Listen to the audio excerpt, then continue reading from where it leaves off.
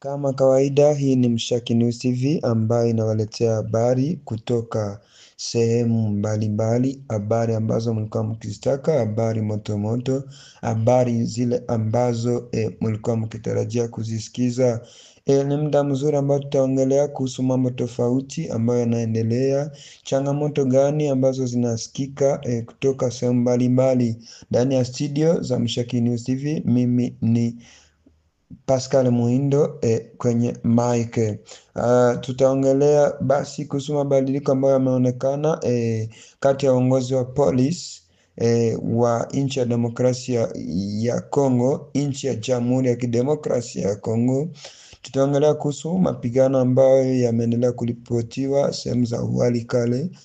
Tutaongelea kuhusu maongezi tutaongelea kuhusu maongezi ambayo yanatarajiwa kuanzishwa siku ya tarehe 9 mwezi huu wa 4 huko Qatar, na mambo mengine tofauti. Mabadiliko basi kwa polisi yameonekana muda ambao usalama unaendelea kuripotiwa kuonekana ndani ya nchi ya Jamhuri ya Kidemokrasia ya Kongo.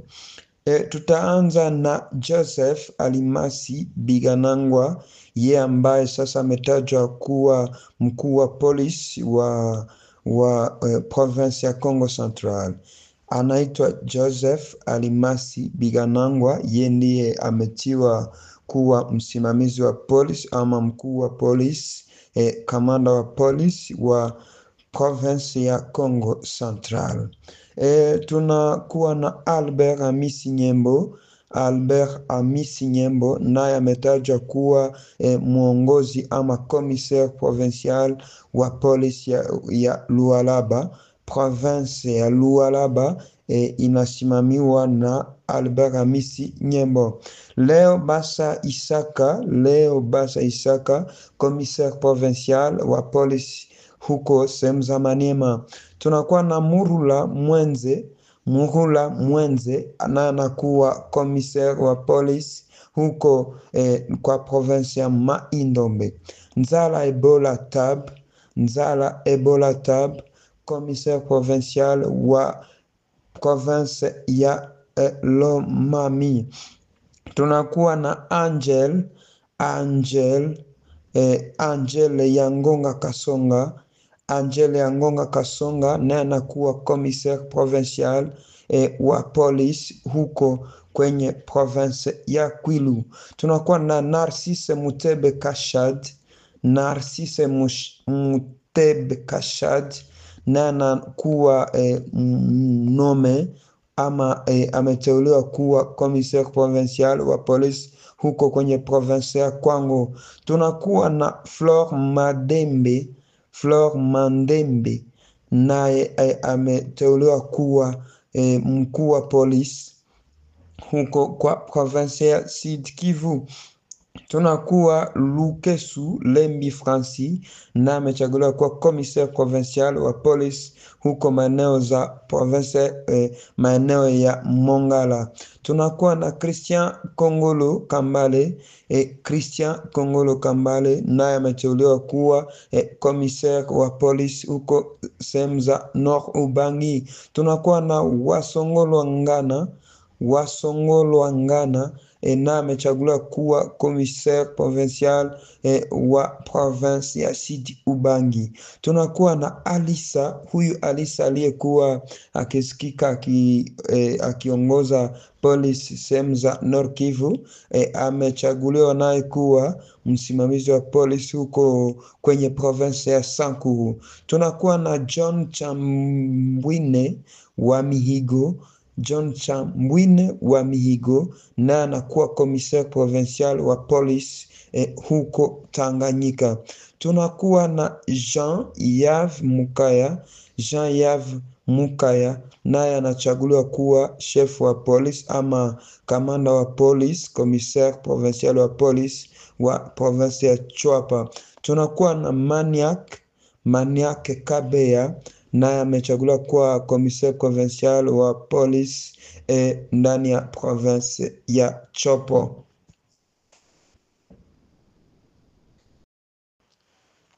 Wapenzi wasikilizaji wa Mushaki News TV, mnaotusikiza mkiwa sehemu mbalimbali, mkiwa ndani ya Kongo, mkiwa kwa nchi majirani, ngambo ya Amerika, watu ambao mnatusikiza mkiwa Ulaya. Hii ni Mushaki News TV ambayo tunatafuta kuwaletea sasa habari moto moto. Yeye alikuwa ni ancien, alikuwa akiwa jeshi kwa kikundi cha M23 na aliwahi kuwa namba 2 wala numero 2 wa General Bosco Ntaganda, naye amesimama sasa huyu kuleta kikundi kipya ambacho kinaitwa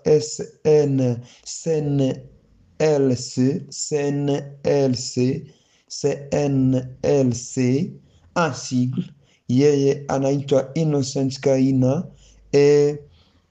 Inaitwa kikundi yake kinaitwa Coalition Nationale pour la Libération du Congo. Naye amekuja kutoka sehemu za Aveba huko ndani ya province ya Ituri. Na huyu basi amekuja kusimama baada ya kusikika tena kwa Thomas Lubanga, naye ambaye na amesimama akiwa sehemu za Ituri. Tutawasomea tangazo ambayo imewekwa nje na kikundi hiki.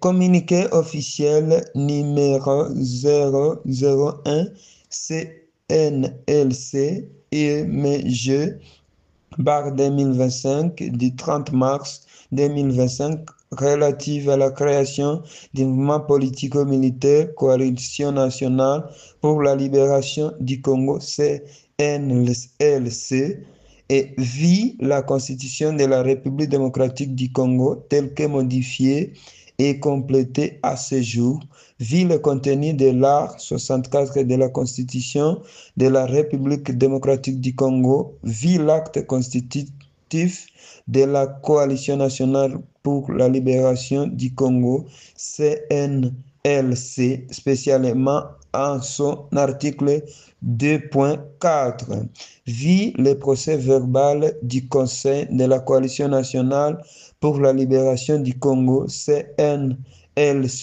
portant désignation du directoire de la coalition, considérant la consultation et atelier de la Coalition nationale pour la libération du Congo et CNLC ayant sorti les conclusions accompagnant la teneur du présent communiqué, vit le comportement du régime de Kinshasa caractérisé par l'insouciance de la misère qui traverse le peuple congolais, conséquence de la mauvaise gouvernance basée sur les antivaleurs, dont notamment la corruption, népotisme, clientélisme, arrestation arbitraire, discrimination et division ethnique, considéra une impérieuse nécessité de servir le peuple en toute dignité à travers la bonne gouvernance et par ricochet sortir la RDC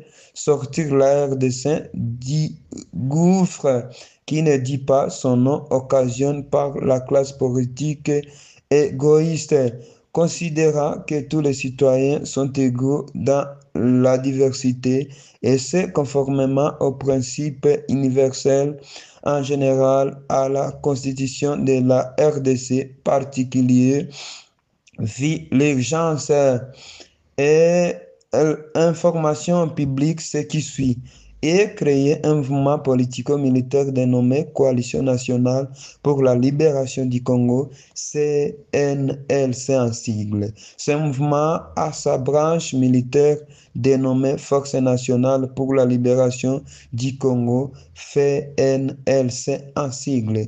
Le directoire du mouvement assurera la gestion quotidienne de l'organisation pour aboutir à nos objectifs respectifs. Hapa tunaambia kuhusu mapambano makali yaliyokuwa yakiripotiwa tangu jana sehemu za Walikale, pembezoni mwa Walikale Centre, mahali ambapo kunajulikana kama Cite Belge. Ni wazalendo na coalition yote ya FARDC, Burundi na FDLR ambao wangali wanazagaa ndani ya Parke National ya Maigo, ndio walitaka kushambulia mji wa Walikale. Ni baada ya hayo mapigano yalizuka mchana kati saa 5 za mchana, ndipo kulisikika mlio wa silaha nzito nzito ambazo zilifanya kazi sehemu hizo. Wagaidi karibu 25 walifariki, wengine 30 kujeruhiwa. Hapa duru zetu za mahali zikiripoti habari hii. Tunaambia kuhusu kufungwa ama kushikwa na serikali ya M23 sehemu za Bukavu kwa gavana ambaye anaitwa Emmanuel Birato huko sehemu za Bukavu, ambaye anashutumiwa kuwa msaliti mkuu wa raia. Bukavu ni eneo ambayo tayari inadhibitiwa na majeshi ya M23 AFC. Sasa huyu Emmanuel Birato, baada ya kuteuliwa kuwa gavana wa province ya South Kivu, huyu ameonekana kuwa ni msaliti ambaye anatumika na magaidi, ama anatumika na hizo force ambazo zimekimbia mji, zile ambazo zimeshinda vita. Huyu bwana kashikwa tayari na serikali.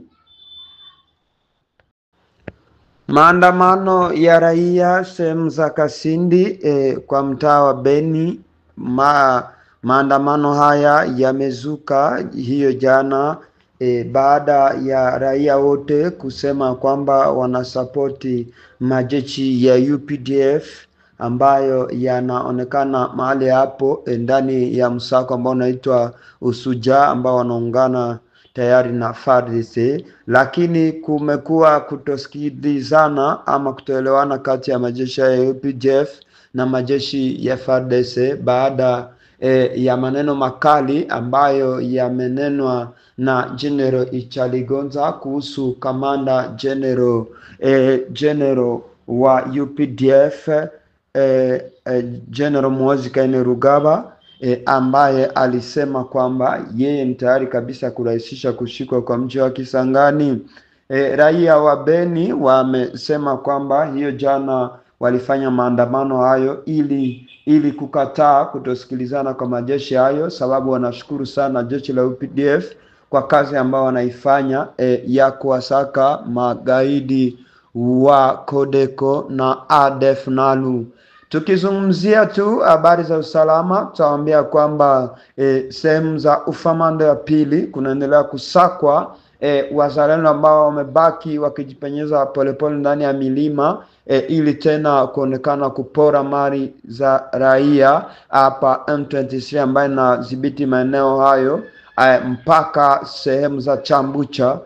Njia hiyo yote ambayo tayari kabisa ni mikononi mwa majeshi ya M23. Wazalendo hao basi wanaendelea kushikwa siku kwa siku, hapa usalama ukirejeshwa kwa raia. Ndani ya studio ni Pascal. Tunataka kuambia vichwa vya habari ambazo tulikuwa tukizungumzia. Kulionekana mabadiliko kwa polisi yote ndani ya nchi ya Jamhuri ya Kidemokrasia ya Kongo baada ya usalama mdogo ambao umeendelea kuonekana ndani ya Kongo, ambapo polisi nao washutumiwa kushiriki kwa unyanyasi, wizi wa usiku na kuua raia. Hapo basi kumeteuliwa wa commissaire provincial wa police maeneo yote, hata mji wa Kinshasa. Tuliambia kuhusu tangazo ambayo iliwekwa nje na Kanali Innocent Kaina, ambaye basi anadhibiti maeneo fulani ya Ituri, huku na amesimama na chama kipya cha CNLC huko akipigania haki za raia. Ametangaza kwamba basi na amesimama kuonekana mahali hapa kupigana na serikali ya Kinshasa baada ya kuona shida za raia zinaendelea kuwa nyingi. Alisema kwamba yeye kuona uongozi mbaya wa Kinshasa ameamua kushika silaha hapa, akihimiza vijana wote wa Ituri kumuunga mkono na kusonga mbele. Tunaendelea kuambia kwamba hayo yote yanaonekana ama usalama huu mdogo unaendelea kuonekana maeneo hayo na njia za kutafuta suluhisho la amani nazo zikifuatiliwa huko Kata, ambapo majeshi ya M23 yatazungumza tangu tarehe 9 mwezi huu na Jamhuri ya Kidemokrasia ya Kongo, huku serikali ya Kinshasa ikishurutishwa na dunia yote kuongea na vikundi vyote vinavyomiliki silaha ambavyo vina operate ndani ya este ya Kongo. Tuliwaambia basi tena kuhusu usalama ambao ulikosekana maeneo pembezoni za Walikale tangu jana karibu na eneo ambalo linaitwa Cité Belge, hapo ambapo magaidi ama wanamgambo wa Wazalendo walijipenyeza maeneo hayo wakitokea sehemu za parke ya Maiko, huku wakisindikizwa na FARDC. Baada ya mapambano makali walikimbia na kujificha tena, sababu walipoteza zaidi ya majeshi yao 28. Hizi ndizo habari ambazo zimeamka zikisikika kwa Mushaki News TV, tukiwasalimu wenzetu akiwa Mbagi, akiwemo Celine ambao ni wapasha habari wa Mushaki News TV, tukiwasalimu wandugu wetu ambao wako sehemu za Goma, sehemu za Sake, Masisi, Bukavu, watu wa Ruchuru ambao wanatusikiza kwa Mushaki News TV, poleni.